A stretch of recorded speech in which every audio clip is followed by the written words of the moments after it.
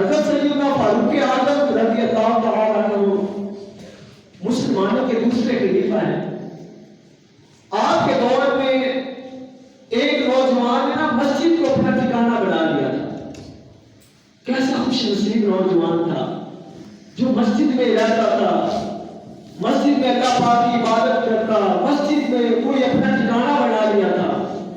آج ہم بھی ہے نا, ہم بھی غور کریں ہمارا ٹھکانہ کیا ہے, ہمارا زیادہ وقت کہاں گزرتا ہے, کیا مسجد میں زیادہ وقت گزارتے ہیں, ہمارا زیادہ وقت گلیوں بازاروں میں گزرتا ہے, بڑے لوگوں کی صحبت میں گزرتا ہے. غور کریں کہ ہمارا وقت کہاں گزر رہا ہے, ہماری زندگی گزر کہاں رہی ہے. ایک وہ نوجوان تھا جس کا ٹھکانہ ہی مسجد ہوتا تھا. وہ مسجد نبوی شریف میں رہتا تھا, اللہ پاک کی عبادت کرتا, صحابہ کرام علیہ رضوان سے تازہ حدیث سنتا, بڑا خوش ہوتا تھا. عمر فاروق بھی اس کی عبادت پر رشک کرتے تھے کہ کیسا نوجوان ہے جس نے مسجد کو اپنا ٹھکانہ بنا لیا ہے. تو اس نوجوان کا یہ معمول تھا کہ مسجد کو اپنا ٹھکانہ بنایا ہوا تھا. اور اس نوجوان کا ایک بوڑھا باپ تھا.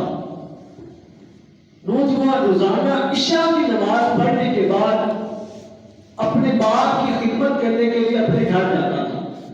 روزانہ کا یہ معمول تھا, جیسے عشاء کی نماز پڑھنی گھر چلے جانا, والد کی خدمت کرنے. تو اس نوجوان کے گھر کے راستے میں نا ایک عورت کا گھر بھی تھا جو اس نوجوان پر عاشق ہو گئی تھی. اب ہوا کیا, ایک دن نوجوان معمول کے مطابق عشاء کی نماز پڑھنے کے بعد اپنے گھر کو جا رہا تھا اپنے باپ کی خدمت کرنے کے لیے. اب وہ نوجوان جب جا رہا تھا نا, اس عورت نے نوجوان کو بلایا اور اس کو اپنی باتوں میں ورگلانا شروع کر دیا. وہ اس سے بات فیری کرنا چاہ رہی تھی. نوجوان بھی اس عورت کی باتوں میں آ گیا. اب نوجوان جیسے اس کی باتوں میں آیا نا, بات فیری کرنے کے ارادے سے چلا. جب گھر میں داخل ہونے لگا تو اس کو قرآن پاک کی ایک آیت یاد آ گئی. وہ آیت کون سی تھی؟ ان الذین اتقوا اذا مسهم طائف من الشیطان تذکروا فاذا هم مبصرون. یقیناً وہ لوگ جو اللہ سے ڈرنے والے ہوتے ہیں نا, جب ان کو کوئی خطرہ شیطان کی طرف سے پہنچتا ہے تو ان کے دل اللہ کی یاد میں لگ جاتے ہیں, سو یکا یک ان کی آنکھیں کھل جاتی ہیں. اس آیت کا ترجمہ تھا, جیسے نوجوان کو یہ آیت یاد آئی, نوجوان بے ہوش ہو گیا اور زمین پر گر پڑا. اس کے دل میں اللہ کا خوف بڑا تھا, اللہ کا ڈر بڑا تھا اس کے دل کے اندر. آج ہم بھی ہے نا, ہم گناہ کرتے تو اللہ کا خوف نہیں آتا.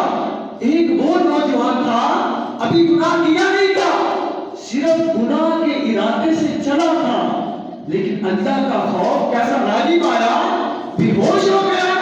اللہ کا ڈر اس کے دل کے اندر اتنا تھا کہ اللہ کے ڈر کی وجہ سے اس نے گناہ کو چھوڑ دیا, بے ہوش ہو گیا.